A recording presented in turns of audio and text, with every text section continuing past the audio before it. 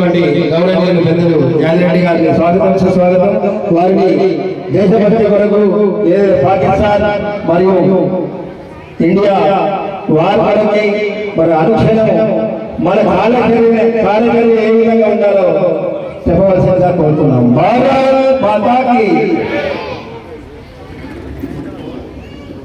జై శ్రీరామ్.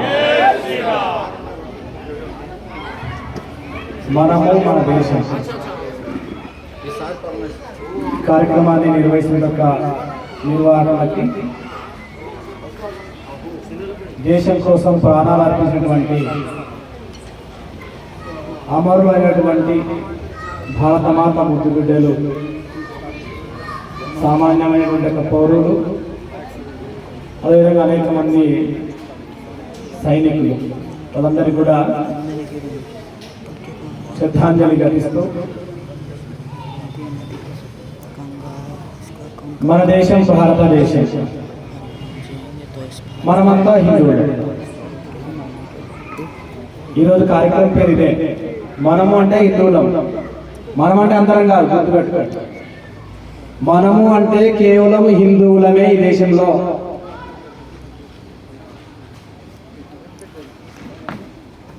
వీర సావర్కర్ గారు శ్లోకం చెప్పారు, ఆ సింధు సింధు పర్యంత యస్య భారత భూమిక. హిమాలయాల నుంచి మొదలుకొని హిందూ మహాసముద్రం వరకు, అటక్ నుంచి కటక్ వరకు, అరుణాచల్ ప్రదేశ్ నుంచి గుజరాత్ వరకు ఈ భూభాగంలో నివసించేటువంటి వాళ్ళు ఎవరైనా సరే వాళ్ళు హిందువులే.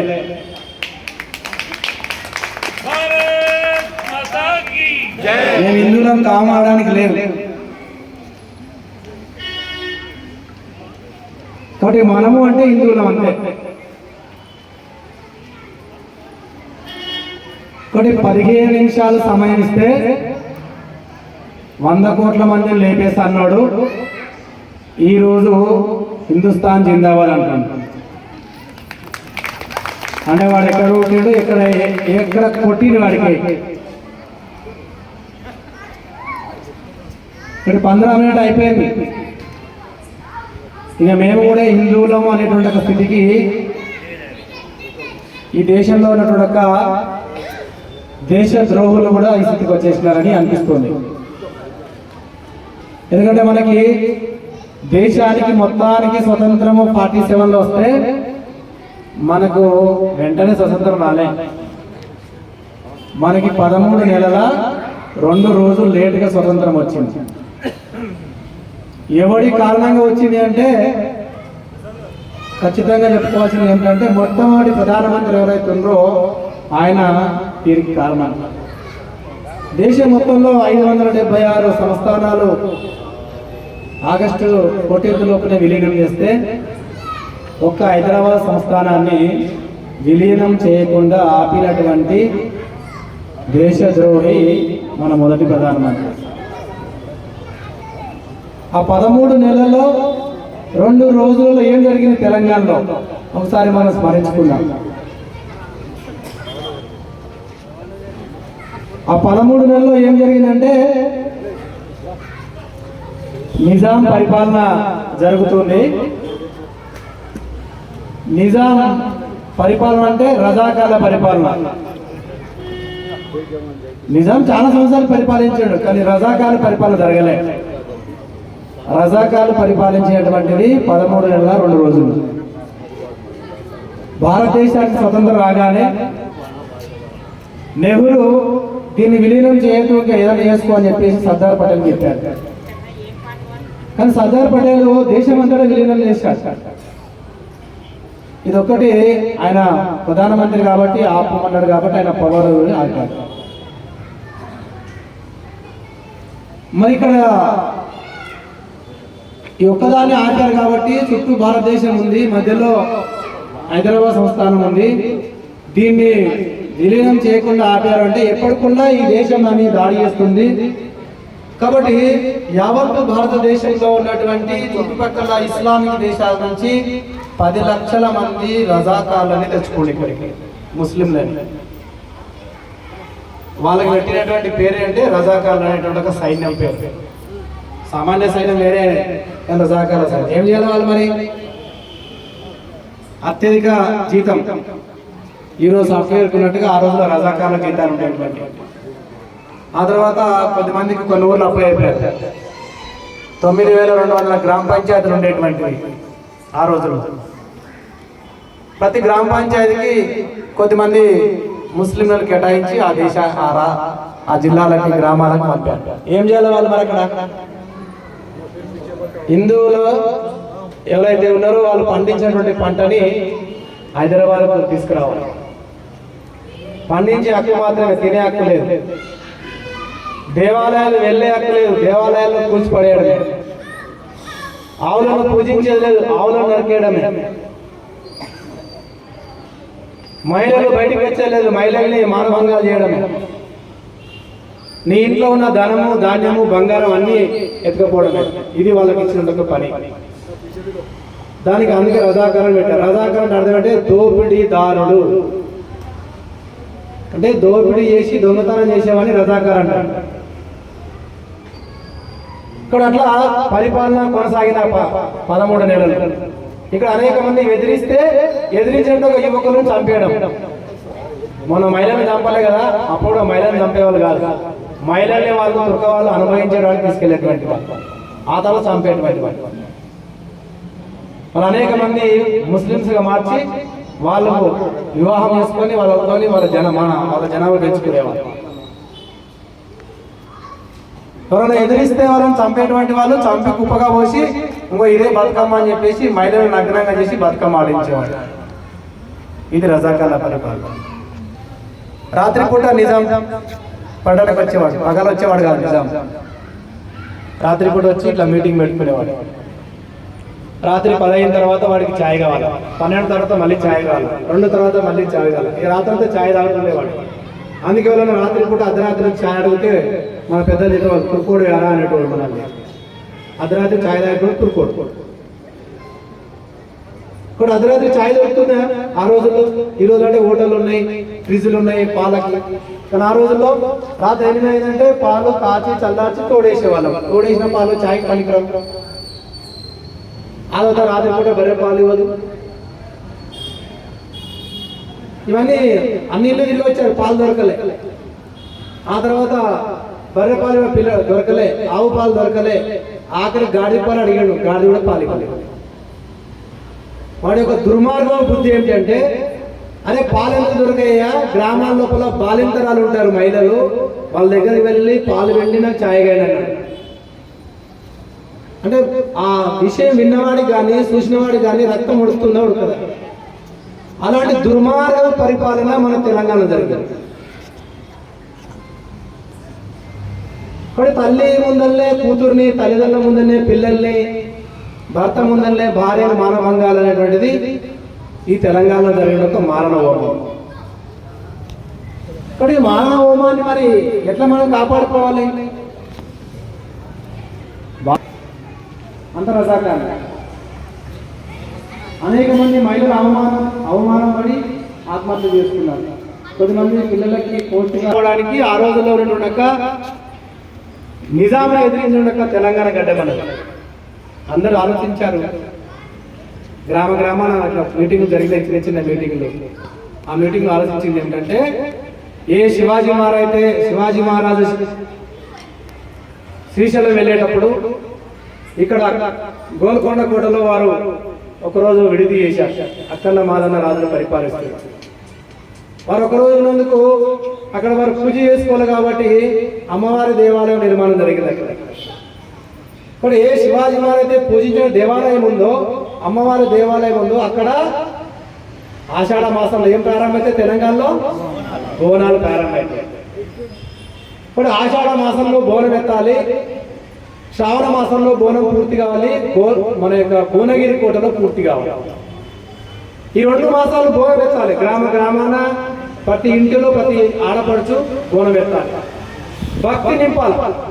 ఇప్పటిదాకా మనం స్టార్టింగ్లో భక్తి పాటలు పాడాం, ఆ తర్వాత దేశభక్తి పాటలకు వచ్చాం. ఇక్కడ ఆ రోజుల్లో భక్తి ద్వారా మనసులో శక్తి నింపాలా. ఇక్కడ భక్తి ఎలా వస్తుందంటే మనం బోనం ఎత్తడం ద్వారా వస్తుంది. బోనం ఎత్తిన రోజు ఏం చేస్తాం మనం? మన ఇంట్లో ఒక మేకనో గొర్రెనో బలిస్తాం. దాన్ని మెల్లమెల్లగా వస్తాం. ఏమన్నా ఒకటే కత్తి పెట్టి చచ్చిపోవాలి. అందరూ చూడాలా, ఎవరు చూడకపోయినా కానీ దానికి మరణం ఉండనేటువంటి ఒక సెంటిమెంట్ మనకి. ఆ గొర్రెను మేకను వచ్చినప్పుడు అందరూ చూడాలా, చూడకపోతే అప్పుడు మంచి జరగదు. బోనాల పండుగ అంటే అది. ఇప్పుడు అందరూ చూడాలంటే అందరూ చూసినప్పుడు అది రక్తం చూడని అడ్డం పడదు, ధైర్యం ఉండాలా. ఇంకెవడైనా మన ముందుగా నరికినా మనం అడ్డం పడేది లేదు, నరుకుతూనే ఉండాలనేది అర్థం. ఇక్కడ బోనాల పండుగ ప్రారంభమైంది, శ్రావణ మాసంలో పూర్తయిపోయింది. పిల్లా జల్లా ముస్లింకి అందరూలో శక్తి, అమ్మవారి యొక్క శక్తి, కనకదుర్గమ్మ శక్తి నిండాలి, కలకత్తా కాళీ శక్తి నిండాలి అనే ఒక భక్తితోని బోనాల పండుగ చేశారు ఆడపడుచుడు. ఆ తర్వాత వినాయక చవితి, విఘ్నాలు తొలగాలని చెప్పేసి ఇళ్లలోనే బహిరంగంగా చేసేటువంటి లేదు ఆ రోజుల్లో. ఆ తర్వాత అమ్మవారి పూజ, నవరాత్రులు మొత్తం తెలంగాణ లోపల ప్రతి ఇంట్లో శక్తి పూజ జరిగింది ఆ రోజుల్లో. గుర్తుపెట్టుకో, ప్రతి ఇంట్లో శక్తి పూజ అంటే ఏమిటి? శక్తిలో మనం దసరా అంటే ఇంత గ్రామాల వద్ద తెలుస్తుంది. మన గ్రామాల లోపల కొడవలి, గొడ్డలి, నాగలి, ఆ తర్వాత అన్నిటికీ పూజ చేసేవాళ్ళు, సాధనాలు. మరి మన పనిముట్లకు పూజ చేసేవాళ్ళు. అంటే మన తెలంగాణ వచ్చేటువంటి సమయం లోపల తెలంగాణ గ్రామం లోపల ఉన్నటువంటి, పట్టణాల్లో ఉన్నటువంటి వాళ్ళు, నగరాల్లో ఉన్నటువంటి వాళ్ళు, కొండల్లో, కోనల్లో, అడవుల్లో గిరిపుత్రులు అందరూ కలిసి గ్రామాన ప్రతి ఇంటిలో శక్తి పూజ చేయాలి. శక్తి పూజ అంటే మనకి ఏం అర్థం కాదు. మన శక్తి పూజ ఇంట్లో ఎన్ని చేతులు ఉంటే అన్ని సాధనాలు ఉండాలి అని. అందుకే మన వ్యవసాయదారులు ఇంటికి వెళ్తే ఒక్కొక్క ఇంట్లో 10-20 గొడవలు ఉంటాయి. ఒకటే గొడవలు ఉంటుంది, చిన్నది పెద్దది చాలా పెద్దవి కూడా ఉంటాయి.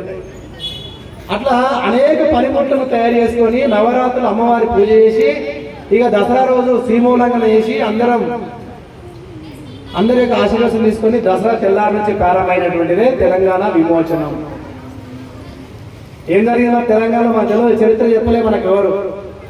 దసరా తెల్లారి నుంచి జరిగినటువంటిది ఏమిటంటే, కొడవళ్ళు గొడ్డలు వేసుకొని ఎవడైతే మన యొక్క ఆడపిల్లల పైన చేయి వేశాడో, ఆడపిల్లల మానాన్ని తీశాడో, గోమాతలను హత్య చేశాడో, దేవాలయాలను ధ్వంసం చేశాడో, మనం పండించే పంటను ఎత్తుకెళ్తున్నాడో, మన హిందూ ధర్మ సంస్కృతి నాశనం చేస్తున్నాడో, వాడిని ఈ దేశం నుంచి తరిమి కొట్టాలి, ఈ రాష్ట్రం నుంచి అని కంకణం కట్టుకొని అందరూ కూడా మూకుమడి గ్రామాల తరిమి కొడితే ఒక్కొక్కడు పారిపోయాడు. కొంతమంది ముల్లారం కట్టుకున్నారు, కొంతమంది గడ్డాలు తీసేసి బొట్లు పెట్టుకున్నారు.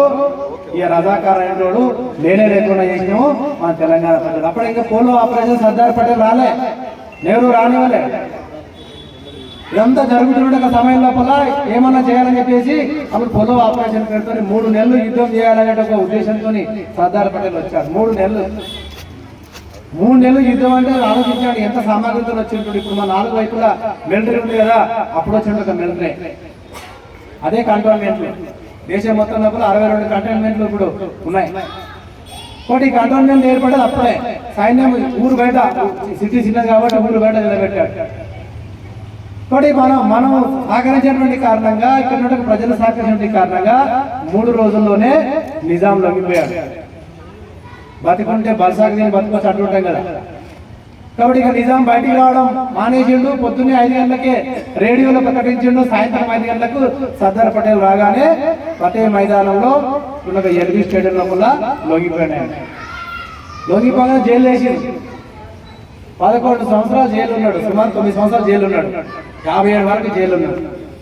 ఇక 57 తర్వాత ఈ దేశం నుంచి పంపించేశాడు. ఆయన పోతూ ఒక ప్రకటన చేశాడు, ఎవడైనా 18 సంవత్సరాలు నిండిన యువకుడు ముందుకు వస్తే వాడికి నేను నా రాజ్యాన్ని, నా ఆస్తిని ఇచ్చిపోతా అంటే ఎవడు ముందుకు రాలే, మేము నియమడే వస్తామని చెప్పాను.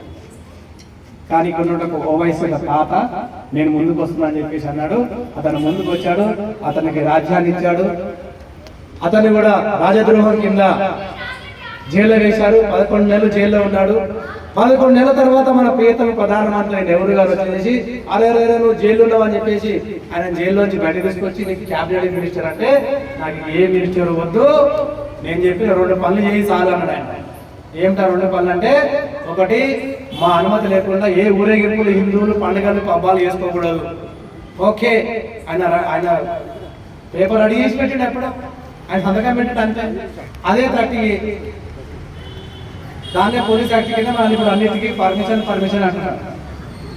అదంత రెండవది, నిషేధింపబడేటువంటి రజాకాల పార్టీని నువ్వు నిషేధం ఎత్తేయాలా. ఓకే, ఎత్తేసినప్పుడు అన్నాడు, ఎత్తేసి సంతకం పెట్టాడు.